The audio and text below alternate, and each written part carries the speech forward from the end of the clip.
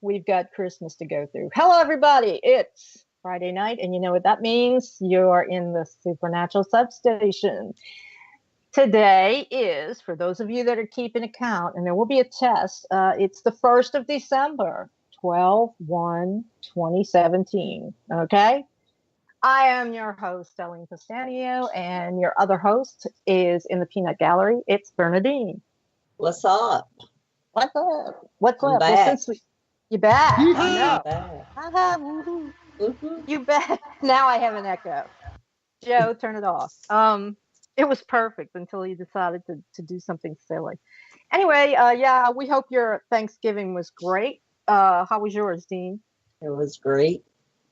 You see, it can be done. You can have a great Thanksgiving. We had a good one. It was quiet and all that other stuff. I hope everybody ate too much. And I've seen all your food that you cooked. Well, don't let that get out that I'm a domestic diva too.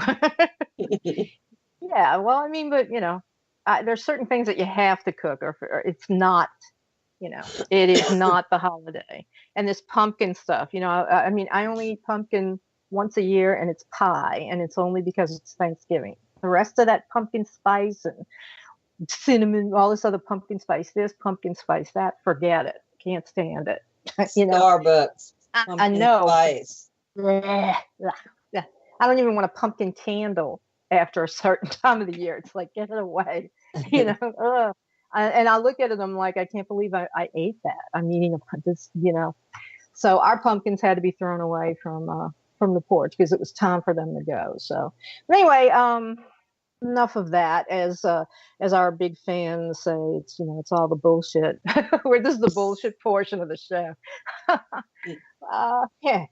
Coming up at 9:30 Central Time, about 15 minutes or so, we're going to welcome our guest tonight. I don't know how to exactly say her last name. Have you spoken to her, Dean? Or you just been communicating by email? By email, yeah. Yeah. So I hope I don't slaughter it. I'm just going to say her name is Starr Casas or Casas, and she's going to be talking about old style Southern Conjure. So that should be fun. Anyway, we'll get her to tell us how she pronounces her name. So we usually in this part of the show talk about stuff that either has to do with the guest we're having or with the last week's show. And so, Dean, you sent me some stuff about voodoo and hoodoo and the difference between the two. Am I right? Correct. Hoodoo versus voodoo. Voodoo versus hoodoo. I get this all the time. And I mean, the first thing they talk about is the difference between voodoo and hoodoo. Voodoo is a religious belief system, and hoodoo is like a folk magic.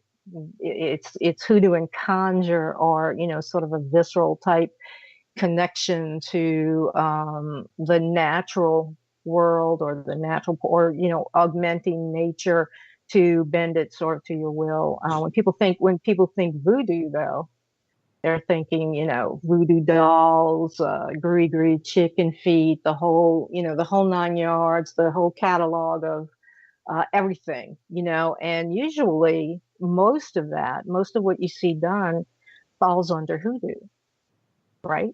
So if you're gonna, let's say, I don't know, lay a trick, because in hoodoo it's called lay a trick. Okay, if you're gonna basically hex or jinx somebody, you're gonna be using things from nature, maybe graveyard dirt, iron, different things. Okay, not necessarily. I mean, we only have a short amount of time to talk about it. But if you're going to have a regular ritual to honor one of the voodoo law, the spirits of voodoo, it's going to be pretty well organized. It's going to almost be like a service, according like almost to a religious service.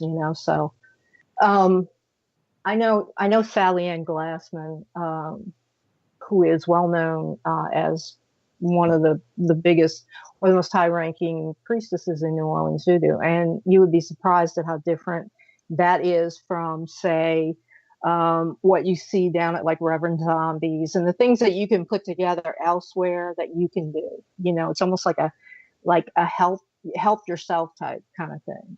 And hoodoo isn't all bad, even though they both have reputations. I think hoodoo would be more deserving of the sort of avoid or fear factor.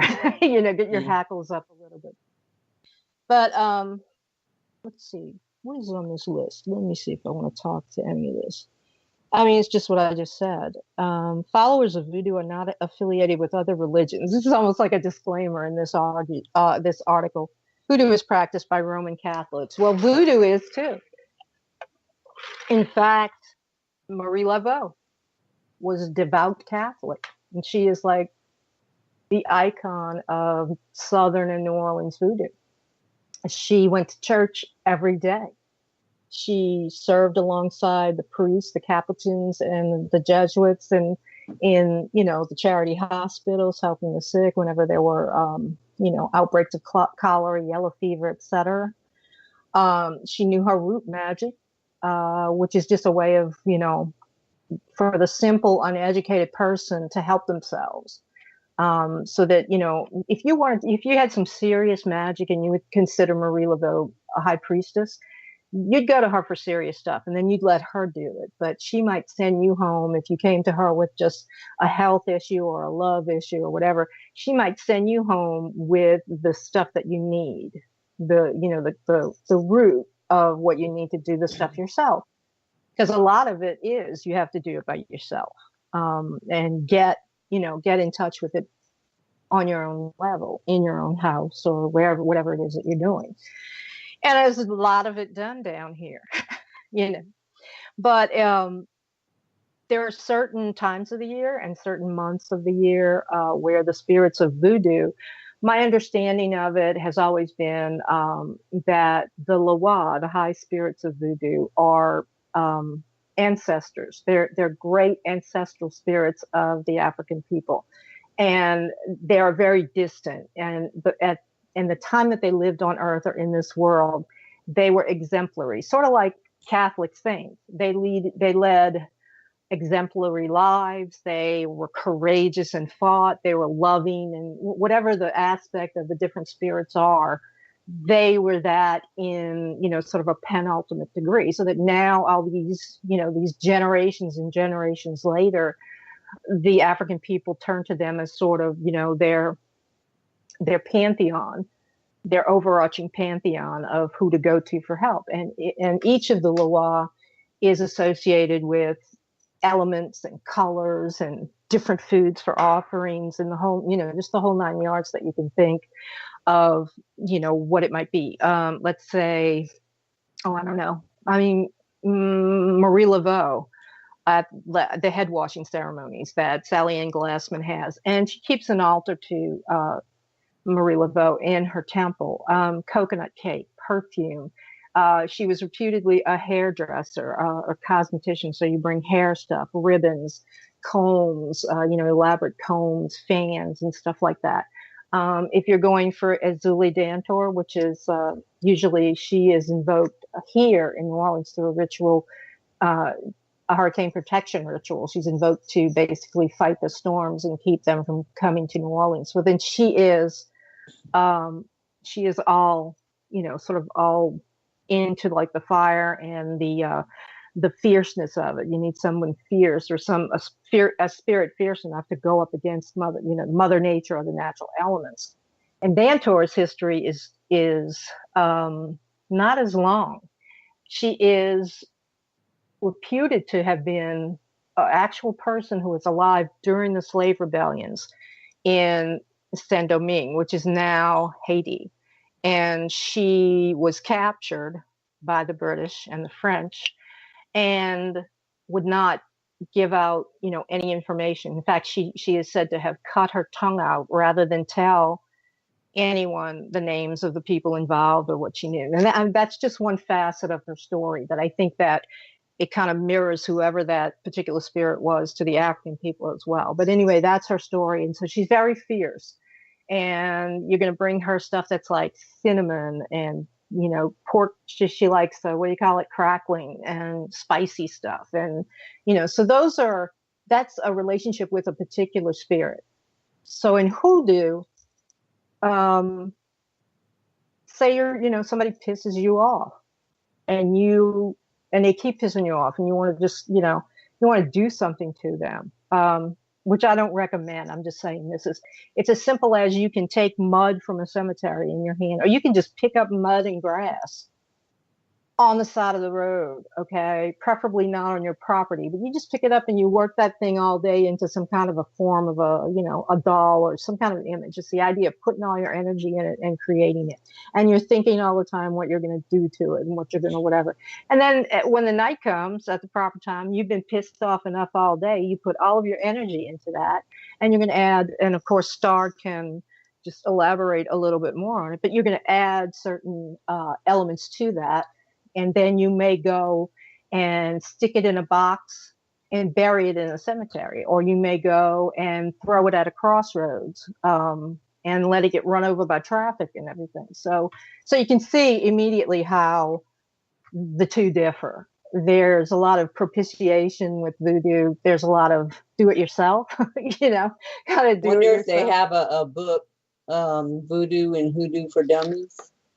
They do, actually. They actually do. I don't know if they have hoodoo, but I know they have voodoo for dummies because I think my daughter owns one. Oh, I think she owns a copy of it. I was joking. I didn't think Yeah, they no, really had voodoo that. for dummies, because I've actually seen it, but it didn't make an impression on me, because I'm pretty sure that they're probably, it's probably a generic sort of thing. They have, Basics. yeah, basics, and look here for, a lot of the best books that I have seen on both subjects are Denise Alvarado's books.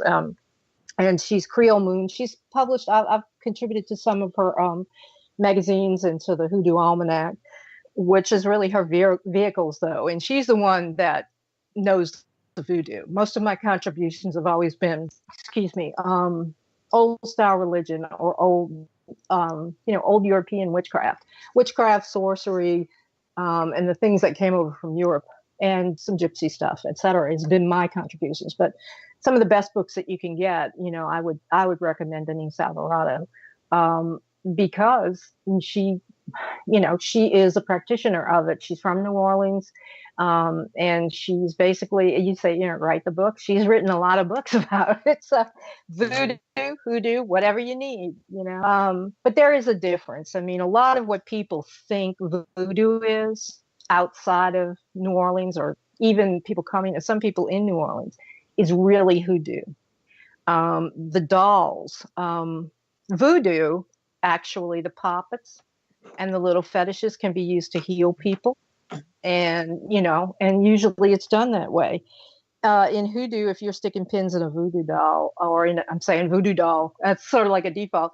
If you're sticking pins in a doll, it's probably not for a good reason. So one is earthy folk magic, and hoodoo kind of incorporates, it's sort of like a canopy over whatever the local beliefs are. Down here, hoodoo has mixes a lot with Native American practices, with some of the traiteur practices in your area, and the folk magic of the Southwest and of the Southwestern Louisiana and of the Cajuns, gypsy stuff, even some Oriental or Asian practices. It's all kind of this mix here, because there's so many cultures that have, come together and lived and thrived until recently in New Orleans. So, and hoodoo is okay because there's a strict thing about magic itself, like high magic. If you're going to do witchcraft, you're going to do a witchcraft spell or a working, it's good to not combine that with any other kind of magic. It's, so if you're particularly stay in your system and it's going to work, right? And that's for voodoo as well. But hoodoo kind of is like, it's kind of flexible, and it's sort of fluid, and it incorporates these other elements, and it works. And the reason that it works is because, well, you're doing it, you're putting your intent into it. But those nature spirits, those really immediately close to us spirits, sometimes they're good, sometimes they're bad. So they would be close, and they would be sort of called demonic spirits that are, they're neither good nor bad until we work with them in one way or the other. Those are the things that, and the elementals are the things that are making that magic happen for you. The danger, and the danger in voodoo too, is that sometimes those spirits get greedy and they don't go away. So you don't know it in hoodoo. You may know it in voodoo, but you continuously are giving and you're continuously working, and it's hard to put it down, put it back on the shelf. But it can be done. You know, anyone can do that. The stupidest people, Yeah. Don't even. let it become an addiction if you ever try it, though, you know. Well, I mean, it works, and the thing is, once something works, then you kind of want to go to that when you have another problem. And that's the whole thing. It doesn't solve your problems now. Right. But voodoo in New Orleans, it's like, it's whole families go to church together. Well, families participate in this together if that's the particular belief system of that family.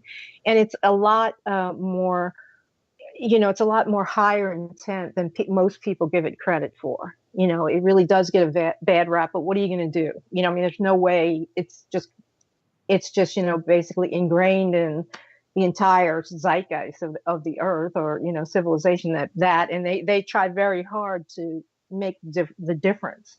Even they try also to distinguish themselves from Santeria and from Palo and all these other practices, because it's sort of like the apex of all of that came from the African diaspora, and it's sort of more of like a spiritual attainment type religion, just like we Catholics, go in and go to church and all. It's that way for them. But hoodoo, anybody can do. Anybody can do it. Anybody. Anybody, Bernadine. Remember karma, though. Yeah, I don't know. Oh, who? Carmen? Karma. No, I know. Karma's a bitch. Yeah. Yeah, I mean, Watch what you throw out if you don't want it coming back to you tenfold. Yeah, and people come down here and they go and they buy stuff, and it's like a ready-made packet, and all this other stuff. And the thing about that is only know what you're doing to begin with, and know that it's usually like a first step on a road to, especially hoodoo. Because you see it work and you get tempted to do it in everything. You want to change a job and get a job, you can do hoodoo. You want to, get a lover, or you get that person, make them break up, you do hoodoo. And it begins to be just, more of a habit or a compulsion, so that you don't do anything for yourself. You're constantly relying on, this intervention from some higher authority. And in a way that can be, or some higher power, and that can be a lot like born again Christians, right? Right. Like I met one, I know one, or I knew one, and I couldn't get a doorknob on to a door in the hallway outside on a storage door. And he came down, and I knew he was a born again Christian. And I said, I don't know, it just isn't working. And he said, well, that's those demons. And I was like, what? He's like, that's those demons. They do stuff like this. They screw up everything, and I'm like, what? I said, look, Dan was his name. I was like, I think demons and the devil have better things to do than aggravate me about about a doorknob. It's just not working, right? And he couldn't get it on either. And I was like, okay. So, those people are like that. They don't make a move without it. Well, there's a lot of people who don't make a move without, doing a tarot card reading every day, or, whatever it is, throwing the runes, or doing, going and giving offerings to, their spirits. And people laugh, but the stuff actually works. I've seen people die, or I've known of people die. I haven't killed them, but I've heard about it, and I've seen it happen where people have died that somebody wanted to die. And then people have died, and what I'm talking about too, when you didn't want to die at all. So that's where the sort of greediness kind of comes in. Once you start a relationship and an interaction with a particular spirit, it's hard to break. You can break it, and one good way to do it, which I have found, is that someone like Sally Ann Glassman or Reverend Claudia Williams at Starling Magical, if you have stuff that has been, part of workings or involved in that, you can ask them to take it for you. And then, they can either ground it out or, release it or put it where it's appropriate. If it's an altar or something, that in their, their shop or their area, then, they will take it off your hands, but in the right way. Because, once you give it to someone like that, then you don't have to worry about it. You don't have to keep looking over your shoulder. If you just go out and dump it in the graveyard or dump it, there's always that thing in the back of your mind. Did I do it? And a lot of that stuff, and this is what the going mourning is, it comes back. It can come back on you, and when that happens, the home of all lost curses is with the sender. And when that happens, then you're screwed, because whatever you sent out, and I don't know about the 3 times 3, but I do know it can pop back on you badly. And, so, I mean, it's all in. Hoodoo is a more casual type thing, but it's probably more dangerous by far than the voodoo, because of the connection, the immediate connection between you and the spirits that are doing the thing for you. In voodoo, like, in the Catholic Mass, you have a priest or a priestess interceding or being an intermediary between you and the spirits. So there's a buffer, and pretty much that's it. You want to, you want to do it. I told you, you can just look up creolemoon.com, and Denise Alvarado has everything that you could possibly want to learn. So do we have a guest anywhere, or I don't see anybody in the queue? She's not on yet? Not yet. Okay. Well, I can see the room today. Yeah. So what do you think? Well, I don't think it's like a genie in a bottle. You get your 3 wishes and then they go away. Yeah, and you can't wish for more wishes. Right. No, it's not. Yeah, I mean, because we have somebody in the queue. Yeah. Okay. Starr, are you there? Yes, I Hello. am. Hi. Hi. Would you say your last name, please? Casas. Casas. Okay. Yes. Thank you. I tend to go Casa or whatever like that. We introduced you a little bit already, but I just wanted to make sure that I was saying your name right. For goodness sake, because I don't like that. I got a bad name too. But everyone, Starr is with us tonight, and I'm Eileen Pistanio. I'm Bernadine's co-host, and Bernadine is on the line as well. Hi, Starr. Hey. We're so glad to have. Good. I'm the one you've been talking to online. Oh, okay. All right. Yeah. So we were kind of doing a little warm up before you came on, talking about the difference between voodoo and hoodoo, but we're going to let you kind of get a little bit more into that. Why don't you tell us a little bit about yourself and the work that you've done, and just by that way of being an introductory, and then we'll just get into the interview. Okay. Well, I guess you could say that I was raised in this. My mother was born and raised in South Carolina, and so basically what I do, what folks call hoodoo or root work or conjure, is just something that I grew up with. It's just stuff that my mother did.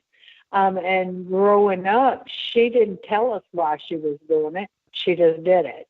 And so it's a big part of my life. I've raised my children and my grandchildren the way I was raised. And so it's just natural for us within my family. I will tell folks, when they ask me about it, if you took this part of my life away, I don't think that I would have a life, because this is so much a part of who I am and how I live my daily life, I see. It's stuff. Like the other day, for instance, my sister-in-law was going into the bathroom and the broom fell, and I immediately said, "Oh, the broom fell, company's coming." 25 minutes later, my daughter-in-law and them showed up. Right. You see? So it's just something that I do. I mean, I don't know. I don't know how to explain it. It's not something that I do sometimes. It's something I do every single day of my life. Right. It's a way of life. And yes, for you, yes. and then a reference point. Yes. See, the broom, and I'm Italian, but I have gypsy in me as well. And they used to say things like, if a fork drops, you're going to have a female visitor. A knife, it's going to be a guy, and usually it would be true. Like, whoever would show up, it would be, whatever. And then the spoon was always kind of confusing, but it was like, if it's a fork or a knife, I was like, what if it's a spoon? But yeah, so those are the things that are like you just do it the way you do it. Right. It's just what we do, and a long time ago when all this started online, that's why I started writing, really, is because things, to me now, this is just my opinion, and we know what folks say about opinions, everybody's got one, but for me, it looks like things were getting twisted, watered down. And so it was so important to my mother. Some of my aunties moved away because, and they just out and out said, they didn't want to be backwards anymore. But this meant a lot to my mother, and to my mother, she wasn't backwards. She was living her culture, her heritage, and by my aunts moving, some of them, when we would have family get-togethers, their children really didn't fit in with the rest of us. They thought we were a bunch of, I don't know, urchins or something. They didn't talk like us or act like us. So by my aunties moving away, it kind of separated, some of us cousins, because we want to stick together, and to us, they were odd. And I'm sure to them, we were really odd, Yeah. We were talking about the hoodoo. Now, you say you're in Carolina, South Carolina, or North? I'm sorry. No, my mother came from South Carolina. I live in Texas, and I'm in New Orleans right now. My partner, yes, ma'am. Me and my partner, Sim Louise, have a little shop over here on Dumaine Street. Really? Dumaine. What is it? What's the shop called? Conjure New Orleans, 506 Dumaine. Yes, ma'am. Okay. So I'm here every other week. I'm over here in New Orleans. Well, that's cool. That's good to know. Oh, excellent. Yeah. I didn't know that, but that's good. Maybe we'll come down, or I'll come down. I know Dean's out in Lafayette, but maybe one day we can come and visit. Oh, yeah. Lafayette's not that far. Yeah. Well, no. Yeah. Well, a couple of hours, for us to get together. Right. But that's cool. That's good to know. And so a plug for your shop, because we always welcome a new practitioner here. So, but getting back to the Carolina culture, there's you'll hear people talk about Gullah, Gullah, the Gullah magic. Yes, ma'am. I know exactly what that is. If you read my book, I haven't yet. You can tell me what it is. Right. Well, I did add some of that in my book because they are still very much alive, the Gullah folks. And they're a big part of the culture. And that their language is a national language. Mm-hmm. A different, it's a different dialect. Yes. Some of our listeners might not know. They might not know who the Gullah are. Can you just kind of tell us a little bit? Some people might not know what we're talking about. Okay, the Gullah people are as true as you can get to the ancestors that were brought over here. They have the same language that they've always had. They still do their planting and stuff just like just back in the days of slavery, and they've kept everything as close as they can. Of course, they're modern, but they still carry on the traditions of the elders and the old folks that have passed on. They still make their baskets. Queen Quet is the queen over the Gullah folks, and so they're on the islands. I have a cousin that lives on Paris Island, and so they are just a traditional people. They've kept the tradition alive. That's the best way that I can explain them. You know, they're from the coast of South Carolina to Georgia. You know, they've kept the heritage alive. They've tried to keep the lands over there as historical as they possibly can. But I think now more and more big businesses are moving in over there, which is a shame. You know, they've tried to keep the religious beliefs and the beliefs of the ancestors alive, you know, but modern times doesn't understand how important that truly is. You know, their history that's been made, you know, and they represent a people that should not be forgotten or forsaken, I should say. Right. That's one of the oldest traditions that we have. Dean, I know you had some questions, and I'm going to let you come in and ask a couple of questions. Yes, Starr. I was going through YouTube earlier, and I had seen an interview you had with a couple of ladies, and there was some questions from that. I know a lot of people don't understand a lot of the, you know, workings that you do.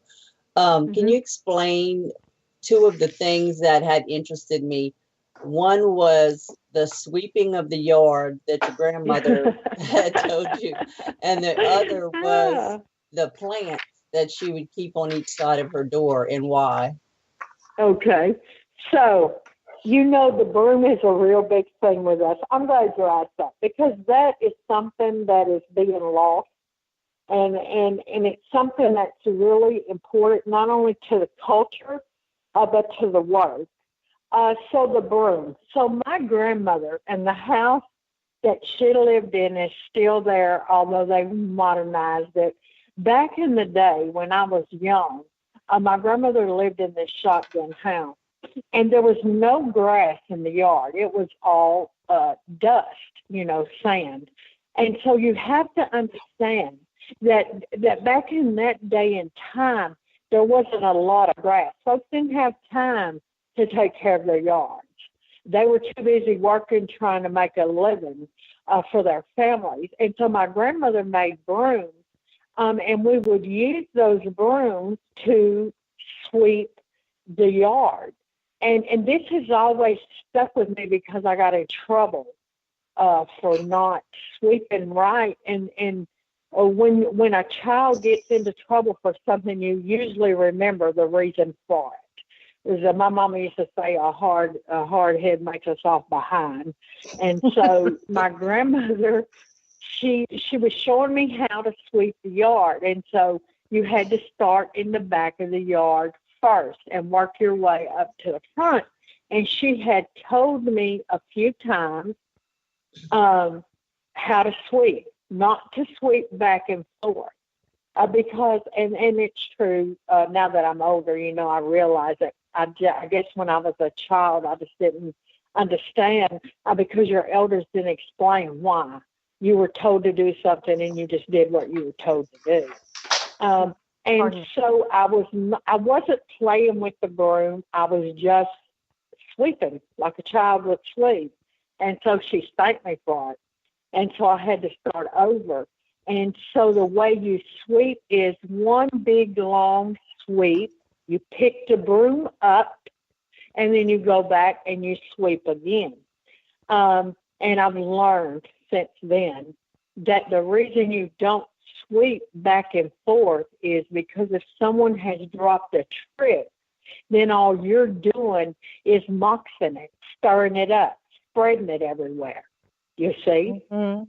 And so, And that's the reason that we swept the yards, because it was dirt and powders back in that day. And I still make my powders the way I was taught as a young worker, was made from sands and ground roots and stuff.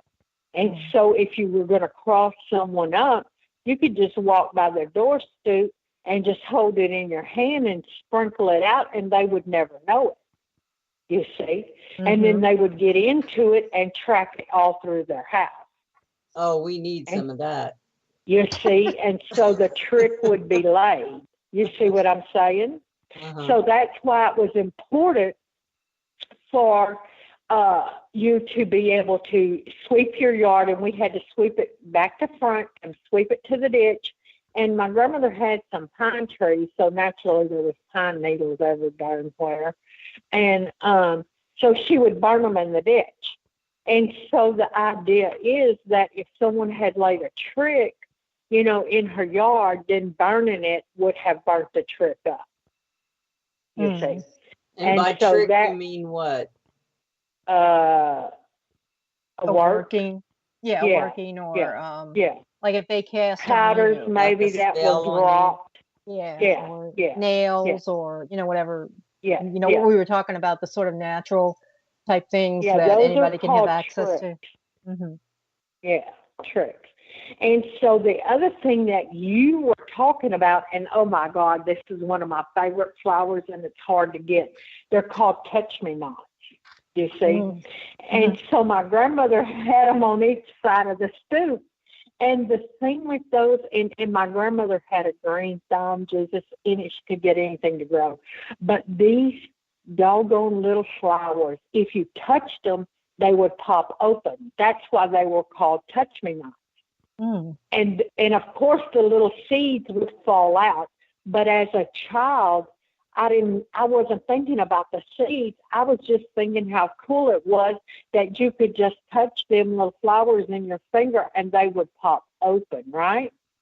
But so because a lot of things within this work, names hold power, so we have to always remember that.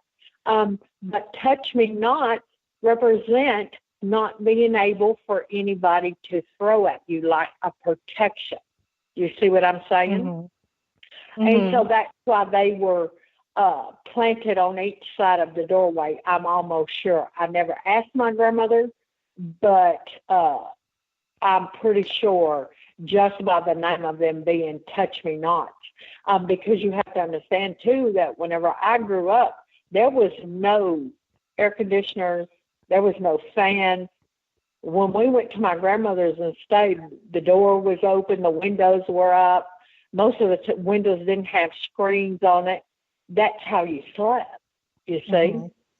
And so every little bit of symbolism helps protect you from the spirits, from someone putting the roots on you or dropping a trick at your front door, because truly that is the prime spot if you're going to trick somebody, if you can get to their front door, because that's the way they go in and out of their home, you see? Right. And so that's the deal with the broom and the touch-me-nots. Yeah, and they symbolize so that, you know, spirits see those kind of things, like the flowers that you're talking about. Because I know that, you know, like a lot of people are into sage these days, and the proper way of, some people don't know the proper way of saging a house. Or, you know, like someone here told me one of the ways that the hoodoos get, you know, the evil out of the house. Like if you think somebody's tricked you and all, is that oddly enough, she says, throw a coconut down in your house and kick that thing around all, you know, all week, or all, you know, at the end of the week, kick it out the front door and pee on it, and all of the bad goes with it, you know. So I find because that, you know, it picks it up. Yeah, because it picks it up and it takes it and you kick it out the front door, you know, and say, get the hell out of my house. And then you pee on it. See, a lot of people don't, they would call it voodoo, when it's more like, you know, it's more like hoodoo or root work or conjure. So it's a bit different, because a lot of conjure involves, you know, secretions, from everything from, spit to urine to menstrual blood to, other things. A lot of that is essential to some of the tricks, or the hexes or whatever that are being laid or being removed too, right? So, because eventually you have to remove them. Go on, Dean. I'm sure you have some good. I like your questions, so go ahead. Ask another one. Okay. One of the other ones, which I know a lot of us from here, we know about the salt thing. But you had mentioned under the rug at the front door, back door, I don't remember. You put a sponge or salt. Yes. Yes. What does that represent? Okay, because now you have to understand that everything, animal parts, sponges, salt, things like that, you have to see what they do. So what does a sponge do? If you hold the sponge underneath running water, that sponge is going to swell and it's going to draw that water into it. So the idea behind the sponge being put underneath the mat with some salt, because you can program salt. You can pray into salt and the salt will hold that prayer. So for protection, you can put and you can just put a line of salt that you've prayed over. But I like the sponge because the sponge will grab it, pull it, and hold on to it. You see? And then you take that sponge and then you do away with it. You change it out. But a lemon will do the same thing. A lemon cut in half, put half behind one door and the other half behind the other door, in a little bitty bowl of salt, will pull stuff off of folks that are coming in your house. If they don't have your best interest at heart, that lemon is going to cleanse them, some of that off of them, and they probably won't be able to stay in your house very long. Yeah. And you know another thing, the same as vinegar. Vinegar, I was not taught to work with vinegar like that, but I don't see why I wouldn't. Because vinegar cleanses, but vinegar can also cross you up, but so can a lemon. A lemon can take. Well, Bernadine is referencing a lot of times when we talk about the dangers, the supernatural dangers that paranormal researchers just don't stop to think of. One of the things that if she has someone who is undergoing something that may be it could be a curse or it could be a negative entity, not a demonic, not a demon, but some sort of a bad entity. The first thing that I would recommend, she'll let me know, and then one of the first things I tell them to do is put some vinegar out, especially in the areas where it's manifesting. What vinegar has in it is a chemical called, naturally occurring chemical called allicin. And it appears also in garlic, in onions, and in lilies and tulips. All these bulb plants actually contain it too. But when you put the vinegar out in the room, what it does is it breaks up the atmosphere and prevents whatever it is that is attacking you or that is, causing the problem in the house. Hopefully, it keeps them from manifesting. It makes it an unworkable environment for them, so they will leave or they won't be able to. Right. I was taught to put sulfur in the corners of a room. If you're having nightmares or things not being able to sleep at night, just put sulfur in the corners.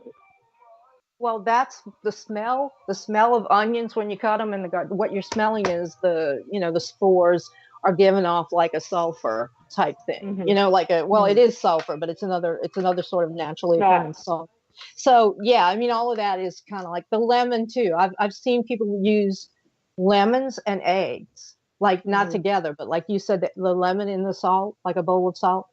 Put an unbroken egg. Eggs will pull also. Yes, eggs will pull also. When I do spiritual cleansings, I work with eggs. Fresh eggs always work better, but if you can't get them, because eggs are like a magnet, they pull and they contain. Right. So whatever they pull in, they hold there like a candle, like the wax of a candle. And have you done it where you've removed, like you've drawn the negativity into the egg in order to, and then broken it in order to determine, like make a, yes, so, yes. so what would you see if it was somebody that was either, hacks or? Right. It depends on one, what is going on with the client, and two, what is truly there. Sometimes folks will think that something's there when it's something else. Exactly. But yes, I was taught. My oldest boy's godfather taught me when I was 17 to cleanse with an egg and how to break it in the water and to look at it. And the way I was taught was you do the cleansing, then you crack the egg, you drop it in the water, and then you take 2 broom straws and you make a cross and you set it on top of that so that whatever is in there cannot come out. Right. And then you just look at it, and you have to be able to discern what you're saying, right? When I learned how to do that for my oldest boy, it was because he was real sick and was running fever. And so I have seen that egg pull fever off of him, so much so that when I cracked it in the water, the egg literally looked like it was cooked. The white was cooked like you cooked it. If I wouldn't have saw it myself, I probably would have never believed that. Wow. But so the egg is really, really good for taking things off. That's why it's so good in cleansing, in spiritual cleansing. The thing is that when you go to throw that, you have to be careful not to get none of the water, and surely not to get none of that egg on you. Because if you do, then you're going to get whatever you took off right back. It's also good for nightmares, the egg is. You place the whole egg in a brown paper bag, or you can put the whole egg in a glass of water, and if you're having nightmares, it will pull those nightmares from you and put it in that glass of water with the egg, because the spirits will go where the water is. Right. And then it gets trapped within that egg, and then you just take the whole thing and you go throw it when the sun comes up. Yeah, exactly. Yeah, and then, what I would add to that, I'm just coming a little bit from my knowledge, is the reason that the egg is in the glass of water is because the water will be still too. I mean, that lends to the ability, because spirits do not like fast flowing water, especially cold fast flowing water, but it's still water, like a still pond. This is why, they have haunted bayous, have hauntings, or ponds have hauntings, because of the stillness of the water, so it doesn't break it up. But that's exactly what you would be doing, is because you put that in a glass and the water wouldn't be disturbed and it would be drawn to it. So yeah, I mean, a lot of people don't realize how intricate this sort of conjure, really, uh this sub level, or what do you want to call it? It's sort of like a subtext of voodoo. I think it stands alone. In other words, the two in my mind are separate, only because the voodoo being a religion. But Voodoo conjure. is a religion, and the guy that does tools that stops by our shop sometimes, he says it perfectly. Voodoo is a religion, and conjure or hoodoo is the work. So you can be a voodoo priest. You don't have to do conjure work, and not all conjure workers are voodoo priests and priestess. You see? And they're not all witches either. I mean, like, you wouldn't call yourself a witch. I'm not. No. Right, but you're a conjure woman. You definitely I am. I'm a that, woman. right? I am. Yes, you are. Yes. So I don't practice witchcraft, though. Not that there's anything wrong with it. I know a bunch of witches, and I happen to love a lot of them. I know. Yeah, you should. It's just I'm not a witch. I am a conjure woman. A root woman. Right. That's what I'm trying to just so listeners can understand, it's like it stands alone. It And gets you know, confusing sometimes. it does to the out, you know, because everybody sort of lumps it all in together, especially when Right. people look at what goes on in New Orleans, you know. But it's so many Right. cults that went into this whole, you know, to just what we have down here. Then they sort of, Right. you know, they put it under the voodoo heading, but it's not Right. all voodoo. In fact, you know, I've been at voodoo rituals, etc., but I've participated more, and I don't anymore, but I participated more in root work or conjure Right. stuff. You know what I mean? Right. So, and that is the work. That's where, and I Right. usually describe it's where you can get your own hands dirty, or you're Yeah. actually doing it. There's no go between. So, Right. No go between. You are the go between. You are the one doing the work. and depending on who it is, what you're trying to do, sometimes it's better to have somebody in Correct. between, Correct. you know. That is correct. But we assume that everybody's doing good stuff, right? Nudge, nudge. Go on, Dean. I wanted you to come in again. I wanted to ask, when I was growing up, we had, like, it was just part of, our family life, especially my grandmother, about traitors. Like, we Mhm. used to go to traitors. She'd bring us there. Like, if we had, like, say, uh, ear infections, Mhm. bad tooth, or whatever the problem was that we were having. I had asthma. And we go there, and I remember the lady, I don't know what she did because I was kind of young, but she was praying over me, and she made this um, string of knots, like so many different Yep. knots, and I had to Yep. wear it around my neck. And every Yep. so often, I think my grandmother had to undo a knot or something until it was all Mhm. finished. I don't remember what the ritual was, but to us, that was the normal, and is that part of conjuring? What would you call that? It's Uh, similar. It's similar. My mother like used to healing? do. Yes, it is healing, and my mother used to do things like that for us, and it was always a red cotton string. Like when our babies are born, my mother would make knots and prayers on a piece of red cotton string, and it's tied on the baby. That, It that's keeps that's the that's evil. that's Roma right there. That's Gypsy. It keeps the evil eye away. It keeps the baby Mhm. safe. Yep.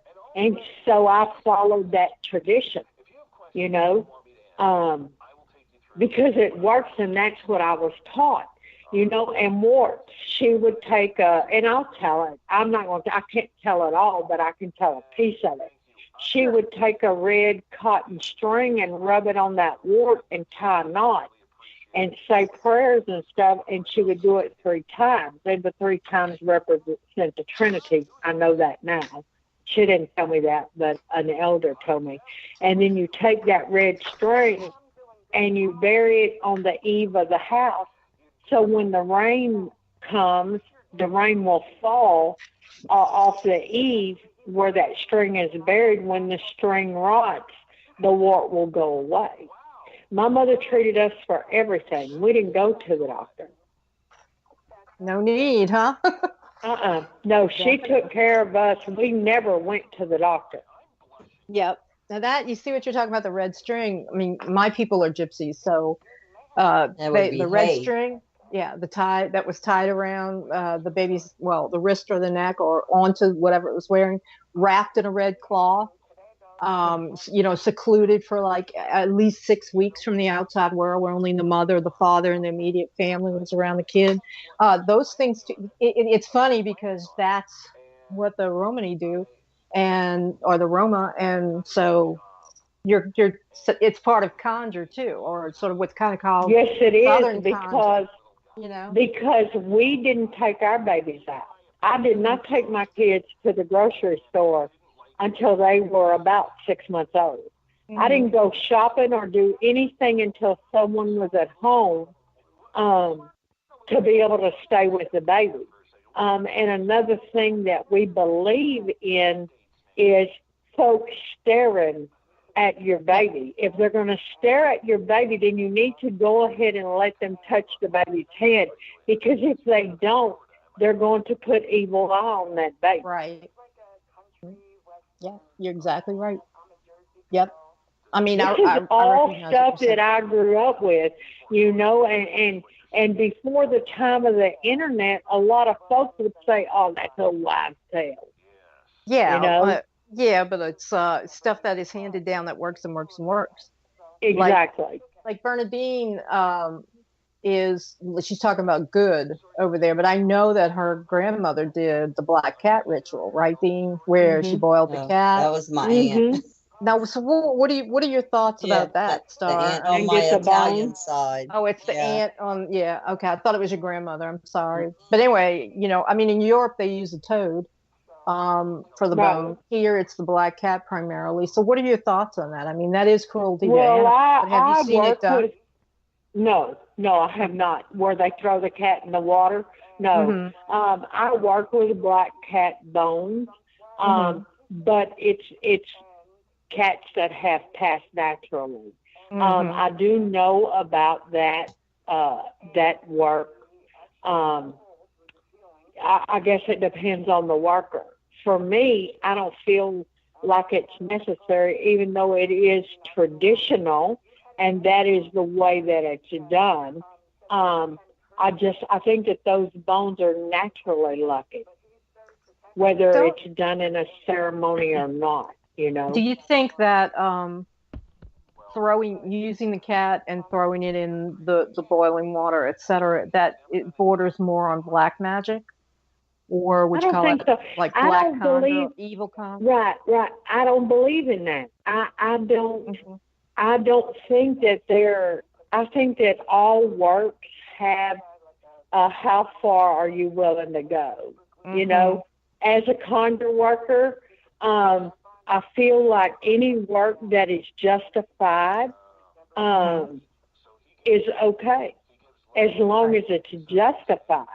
Now, when you start doing things just because you feel like you want to, or because someone made you upset and you go too far, and it's unjustified work, to me, then that's not right.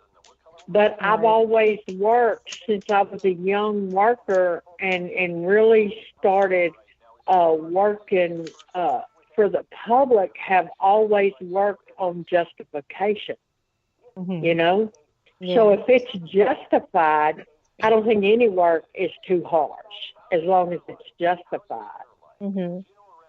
A lot of people associate with voodoo the chicken, the sacrifice of the chicken, or Right, does right, right. where does that fit into hoodoo and or into your conjure? I shouldn't say hoodoo specifically, but into your conjure work. Or Right, into conjure work. Well, really, I'm going to tell you, hoodoo is a word that folks started using over the last 14 or 15 years. When I was growing up and young, hoodoo was like a question. Who do you? Who put the roots on you? hmm You see? You hmm see? But now it's like it represents root work. Folks call it hoodoo. I was not raised to call it anything, hmm but Yeah. it seems like folks got to put labels on stuff. So Yeah. if I have to have a label, then I'll go with a conjure woman or a root woman, you hmm know. Yeah. As far as myself, I don't do sacrifices. Now, do I believe that back in the day of the ancestors that they did sacrifices, conjure men and women did? I'm pretty sure they did. I'm hmm pretty sure they did. I don't know for a fact, but I know that this work comes out of slavery and comes from the Congo and comes from the continent of Africa. So I'm pretty sure uh, that sacrifices were a part of the work. But can I prove it? No. Was hmm I taught to sacrifice or draw blood as a conjure woman? No, I wasn't, and I don't. I Right. mean, everybody has their own way of working. I just don't. That's not the way I was taught.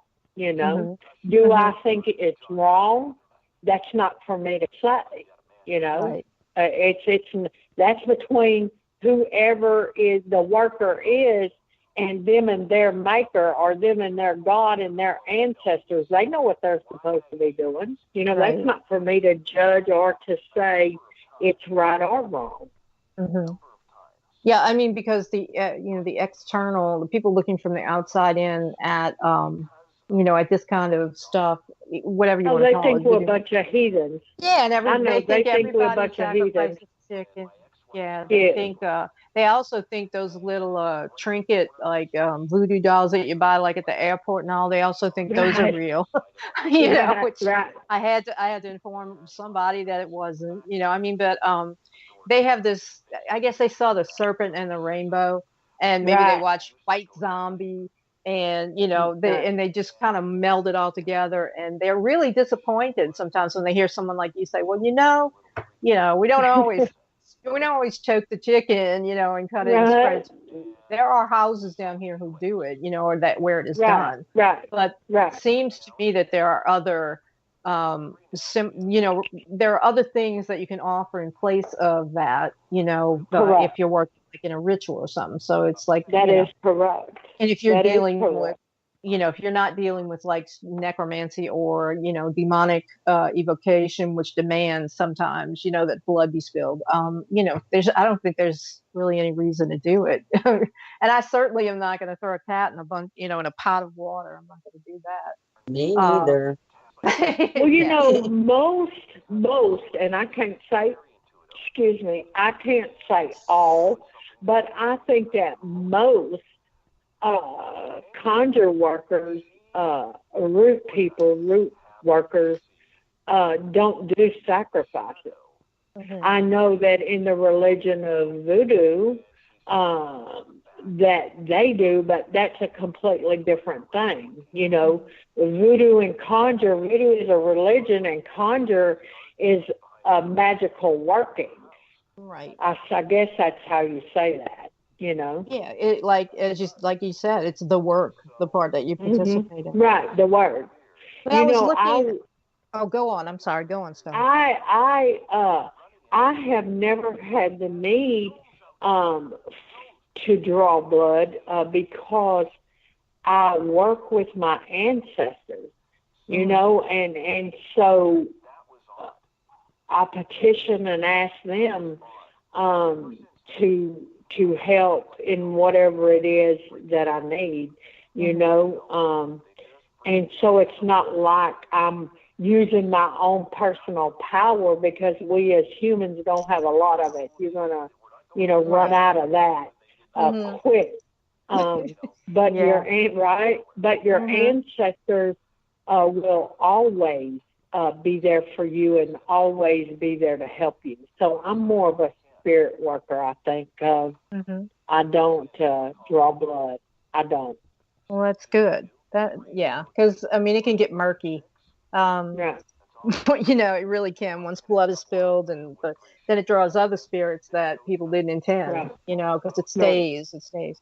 But I wanted to shift gears and ask you something about Hmm. Black Hawk. A lot Okay. of What about it? it's well, a lot of people that are new to, Hmm. sort of the conjure work and all, they see Black Hawk and they see the Hmm. Native American, Hmm. chief that he was and all. They really don't, they Hmm. kind of don't understand how he fits into this sort of, this Southern conjure, this Delta conjure Hmm. work. So, I mean, Hmm. can you just briefly tell us a little bit about him and, I can tell you what what you I would, know of.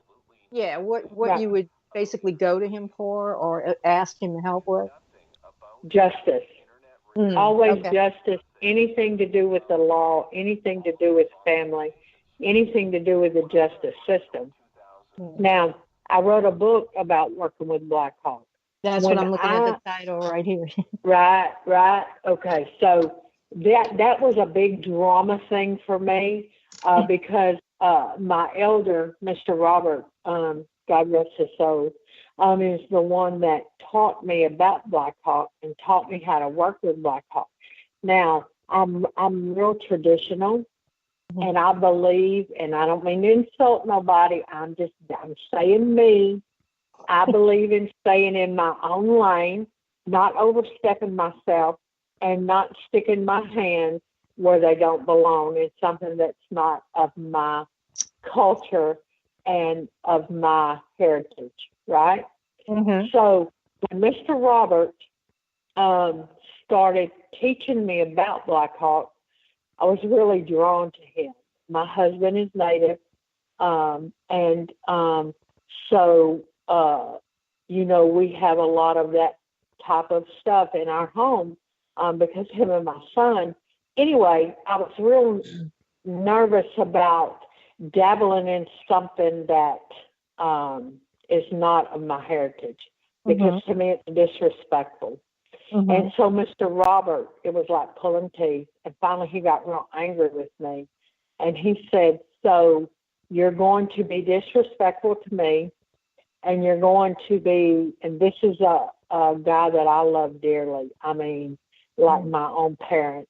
He said, and so you're going to be disrespectful to the spirit of Black Hawk, who apparently walked with you and who has a job for you to do. And I was like, no, sir, I'm not, and so he was like, I think you need to write a book about him, about the things that I've taught you. And I was like, Mr. Robert, I don't think that that is my place to do that.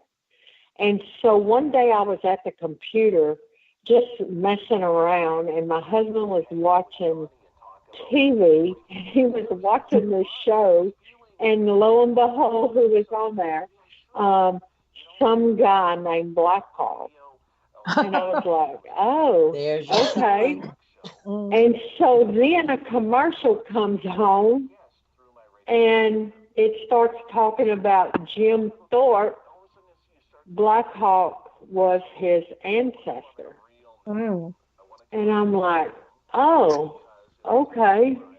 And then during this whole movie, another commercial came on, and it was talking about Black Hawk helicopters. And I was like, and I said it out loud, and I startled my husband. I was like, okay, I give up. I'll write the book. My husband turned around because I was to his back, and he looked at me, and he was like, I said nothing. He was like, oh, okay. And he was mumbling, probably saying some of her craziness, But then I went the next day, and I saw Mr. Robert, and I was like, okay, I'll do it. And that's how that book came about. It's called Black Hawk. I'm sorry, I'm looking at it right now. Working with Black Hawk and the Hoodoo Money Conjure workbook. Those books, they're two different books, right? Yeah, those are two different books. The way that it reads that, it looks like it. Yeah, a lot of people coming into it through whatever door, like voodoo or, just sort of like, old magic or witchcraft. And then they go and they find their other path. They're always kind of curious as to, well, they might recognize the saints, that certain spirits are syncretized with, especially here in New Orleans. But it's like, what, Black Hawk, Well, and they always have that. They have that. He was brought with the spiritual churches. That's how Mr. Robert explained it to me. And Mr. Robert told me that Mother Ross, God rest her soul, was a worker that he went to. He met her at 12 years old. So that's whenever Black Hawk came into his life, because she started teaching him.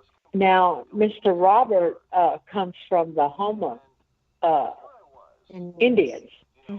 So he is, Indian. And so he was, and I was just so nervous about it, because I get really upset when outsiders come into my culture and start, sticking their hands in it, And so I was like, I don't know, but I've learned, me and Black Hawk have a strong bond, and I work with him and petition him and honor him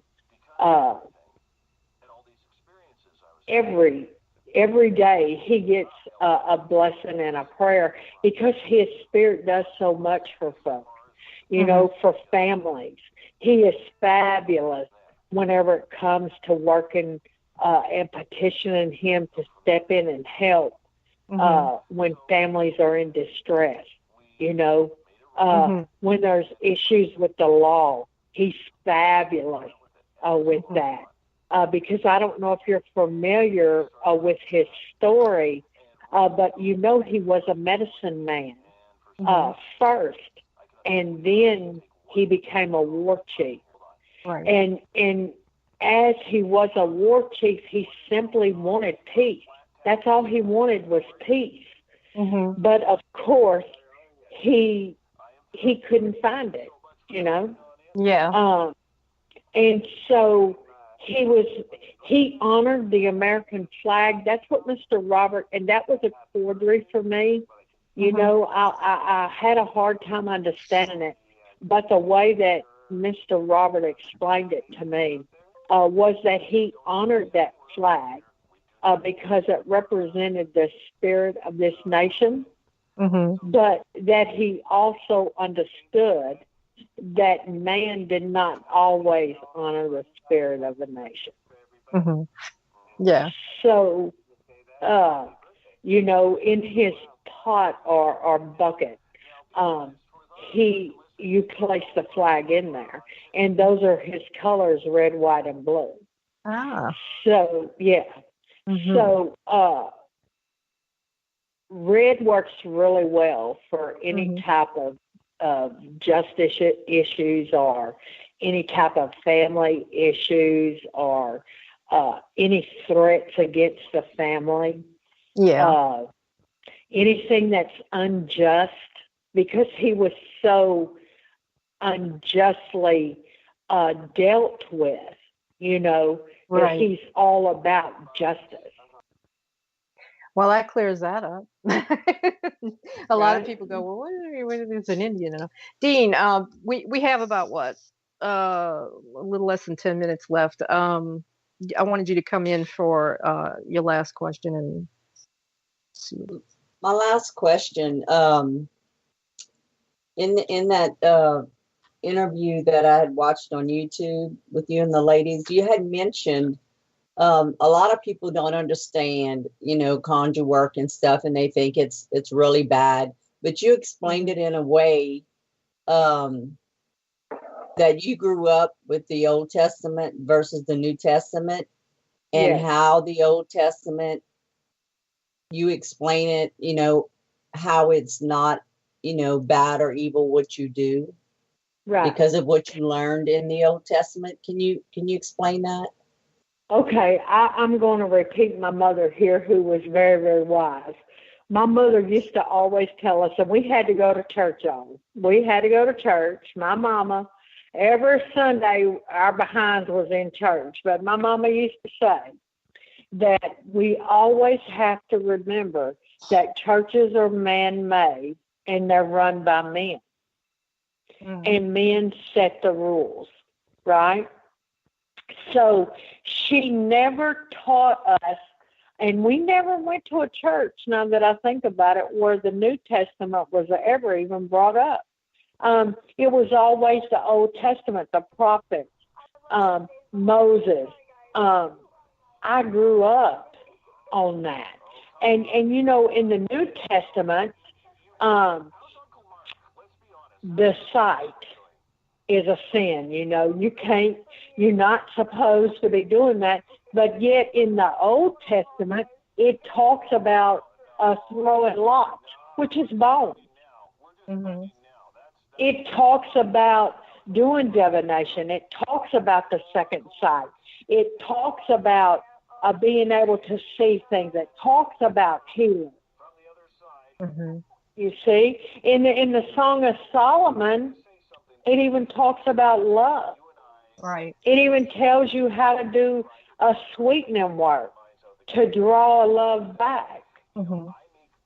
So my take on it is that in some churches they preach hell and damnation, and I don't mean no disrespect. I mean, I am a Christian, and folks say I'm a different kind, which that may be true. You know, I think most conjure workers are a different kind, but I feel like by not working with the Old Testament, and some folks have even tried to take the Bible out of this work. Why would you do that when that is such a powerful tool?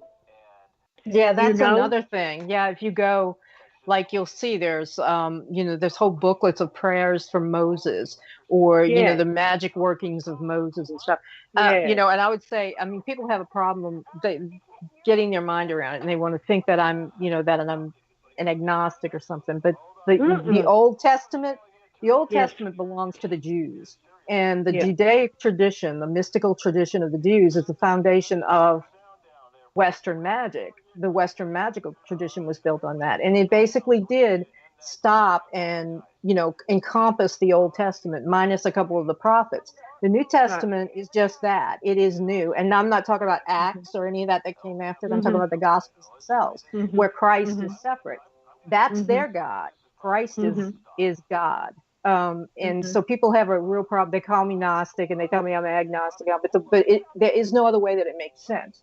So it makes sense not to find anything really useful in the gospel for some sort of, anything that you're working that is, that has to do with any sort of, magic, basically. I mean, because there's a lot of prescription. The acts, I really only, what needs to be connected to Christ is the gospel and the revelation, and that's that's it. And he is different from that God, even though they want to call him the son of that God.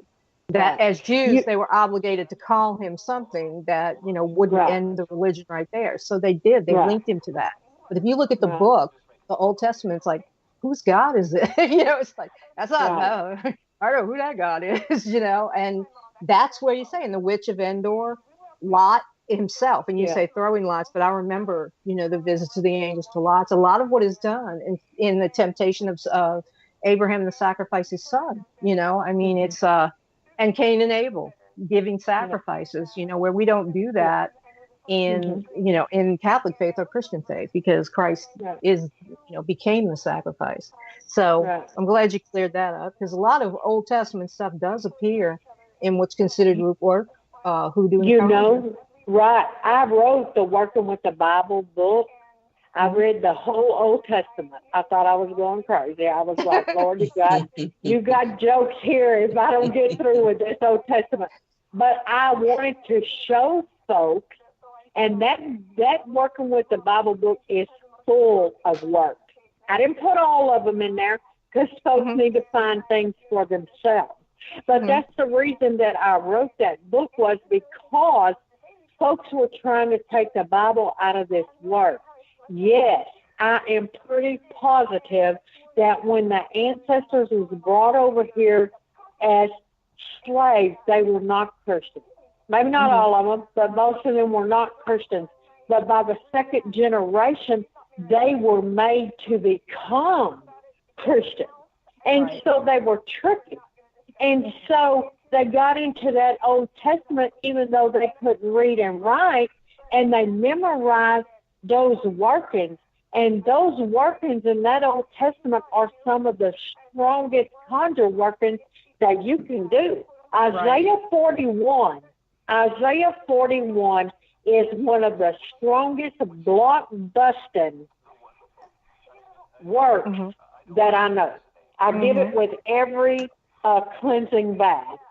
They need to pray the Isaiah 41 to remove the blocks and get things out of the way. Psalm 91, the 91st Psalm. I was asking you about the egg earlier. There was a working that was done that was, you bathe with the egg and other things that are in the water, and you say the 91st Psalm over and over, or how many times, 3 times or whatever. And once people look under the cover of this, they find that there's a lot of Christianity, or a lot of, I will say, religion at work here. With their patriarchal religion, a lot of it is at work here, and it's being used. And the most famous thing out of the Old Testament is the witch of Endor. When they say, when Yes. these Jehovah's Witnesses and all, God forbid, I had a Yes. bad experience with them, run around and say, oh, that you don't do witchcraft. Well, the king himself went and sought out the witch of Endor.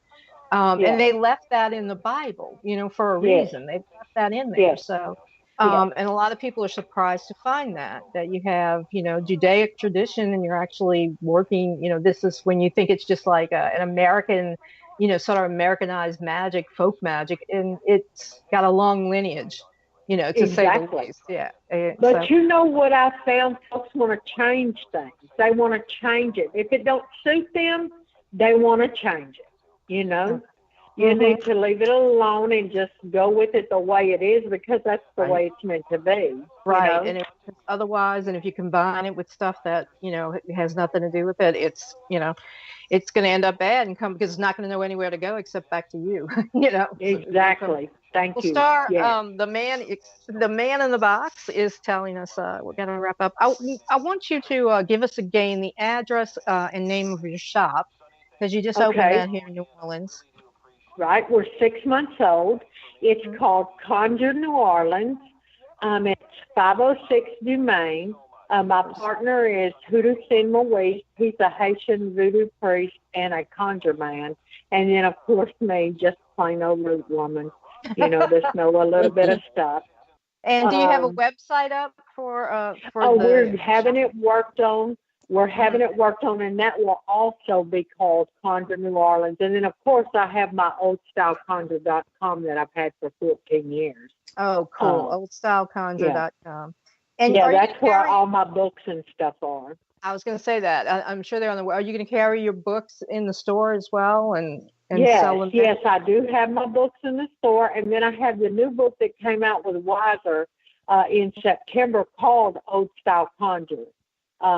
It's a really good book. I'm proud of that book. You should be, and I endorse you. Thank you. Thank you. I add you to the people that are the real deal. If anybody out there is wanting to, to start their foot on a path somewhere, I'm pointing them directly to you, Starr, because because you're saving a lot of what was done. I'm trying. Well, it could get lost. I mean, a lot of it was preserved, I guess, during like the WPA. Folk studies where they went out and they tried to preserve all this, this culture and all, but it seems kind of like it's not fitting in with the modern time, but it's always the undercurrent. And I thank you for being here. Dean, you want to wrap up? Thank you for having me. Thank you, Starr. We'd like to have you back on maybe next year sometime. Oh, I would love it. We would love to come and visit with you. Yeah. I would love for y'all to come visit. Yes, indeed. Definitely. Yeah, what we're gonna do is when we do get that set up, we'll call the shop or she can email you or whatever and see what Facebook if you're gonna be there. Email me. Yes. Okay. Cool. I'd be glad to see y'all. Yeah, I'd like to meet you in person and talk some more about it. We have such a limited time here. So, well, thank you so much. Thank you. And we look forward to having you back again, Starr. All righty. Thank you. Just let me know when. I will. Sure will. You have a good holiday season and Merry Christmas. Y'all too. All right. Y'all too. Thank be blessed, darling. All right. Bye-bye. Bye-bye. There you have it, Dean. He's awesome. Yep. Yeah, and can clear up so much that it's so difficult to explain, why. Anyway, that was Starr Casas, and we are going to take a break here. It's just about 10:34. You are listening to the Supernatural Substation on the United Public Radio Network, and don't go away.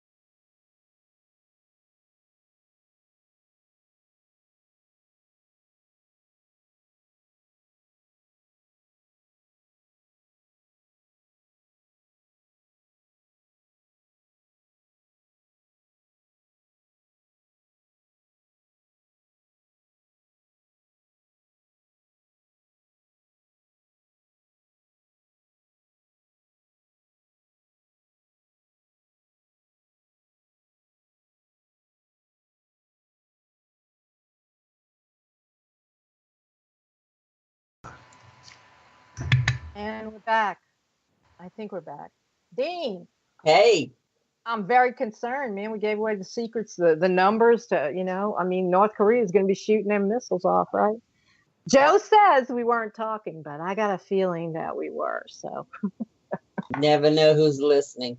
no, don't care. But the Yeah. point is, oh, we're talking about. Actually, we have plans in the works. So watch this space. Anyway, yeah, we had a great guest. Another score for you. She wins. Thank you. She Thank you. scores. Home run. And I was looking at next week, since we're kind of close in anyway to the end of the show. Next week we have somebody named Lucky. Is it Lucky? Lucky Lucky Bel Bel Camino. Camino. And I almost put that on that Lizzie Borden thing you sent me on Facebook. Mm-hmm. Oh, the house that's for sale? Yeah. Yeah, Lizzie Borden's second house is up in, I can't remember the town, but she moved out of whatever, where the house is now. That's the museum. And she lived in another house further upstate for the rest of her life. She bought and she had the money too after she killed her daddy. But So that's the house for sale? The second house? Yeah, the one that she lived in until she died. That other house. Oh, okay. That's I was wondering because yeah, because this one's I mean, the it's a original bed and one. breakfast. Yeah. And it's very popular too. One of the things I was talking with India, from our team, India, recently married. She said something. She said something about we were talking about fractured spirits, basically, and the evil parts of when people die, the evil sometimes stays, right? And so it came up. I don't know how Lizzie Borden came up, but I remember on Dead Files, Amy Allen, who is a great psychic, and she was long before they discovered her.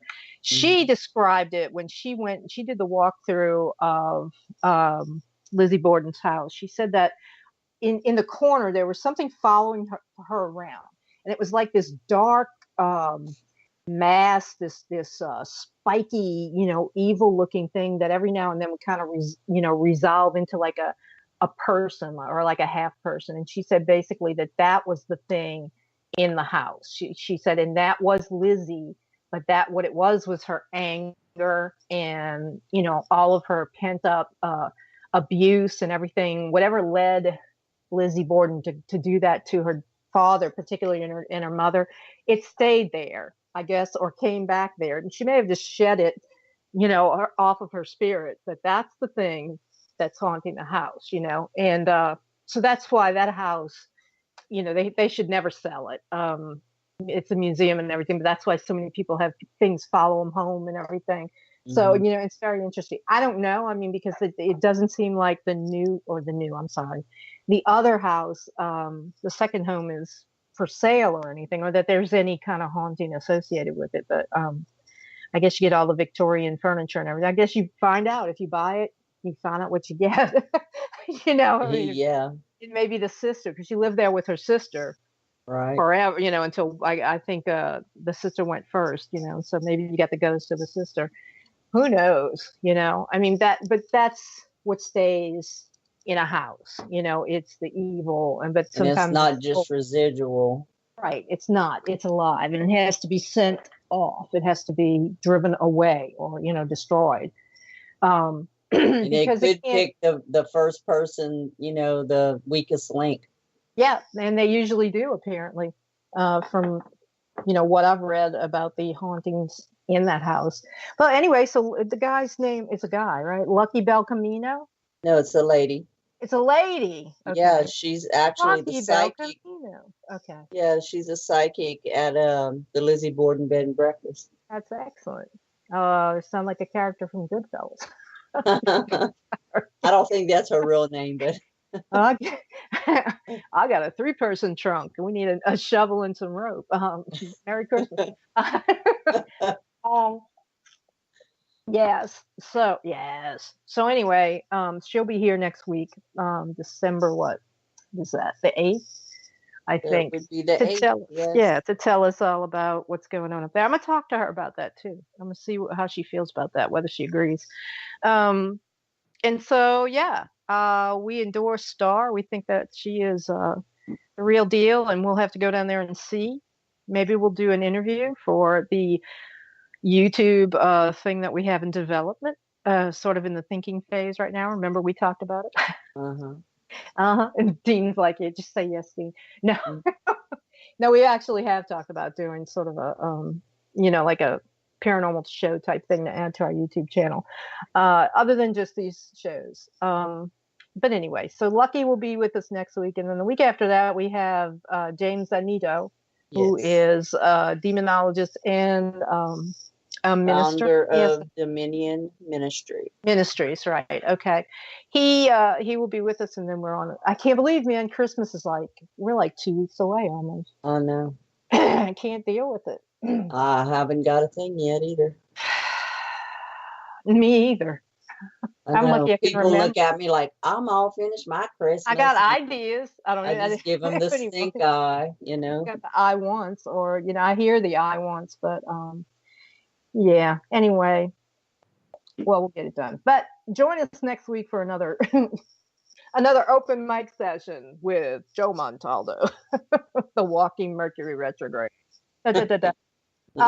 Anything you want to add? How we get in touch with you? Anything you want to add as we go out? You can find me on Facebook. You can find me on my website, lspr-society.com. Did you ever get those EVPs from the last thing that you were working on? The KBON? Yes, I thought I sent them to you. Oh, I don't think you did. Well, I will. Yeah, in your email. I want to put them on the site. It sounds like we're just planning stuff here. Yeah, I know there's people still listening, but I just want to let you know that maybe we'll try and play those maybe in the first 30 next week. Okay. So that'll be some real live EVPs captured from when Dean's investigation at KBON radio station. Yes. Very haunted, and some good EVP captures. So, and you can reach her at Bernadine. Go ahead. Bernadine at lspr-society.com. That's right. And because I've talked over you, you can find me anywhere. I'll be out in Salvation Army pot or whatever. Oh, I need money. Jinga, jinga, jinga. No, I'm usually the one, scraping the purse to give them money. Anyway, yeah, I'm on Facebook. Also, we have a YouTube channel, folks, called The Supernatural Substation. Go and subscribe. And if you miss any of our shows, they'll be on there. And some other things that we've been talking about will also be on there. I just have to carve out the time to actually find it down. But it's an evolving work in progress, but you can go listen. And you can reach me, buy my books. Books make great Christmas presents. And if you buy them from my website, I'll sign them to whoever it is you want to give them to, www.ellencastanio.net. I'm on Facebook. We're on Tumblr. We're on Facebook as well, The Supernatural Substation. Go ahead and like our page and message us. And if you don't like our shows, let us know, and we'll try to do better. If you like them, then let us know, and we'll keep doing what we're doing. Stay tuned. Coming up next is Kathy Bilski, and she's going to get high and do a quantum leap with you guys later tonight or early tomorrow morning at 2 a.m. Don't forget Terminus. Don't forget Terminus tonight. Get creeped out at 2 a.m. Tonight, the Prince of Death. You'll meet him tonight at 2 a.m. We are, remember, the United Public Radio Network. We are iHeart Network partner, and you can subscribe to us now on YouTube. All of the shows plus extras are going to be on the United Public Radio channel on YouTube. And that's it for tonight. Say good night, Dean. Night, night. Nighty night. On mute. See you next week.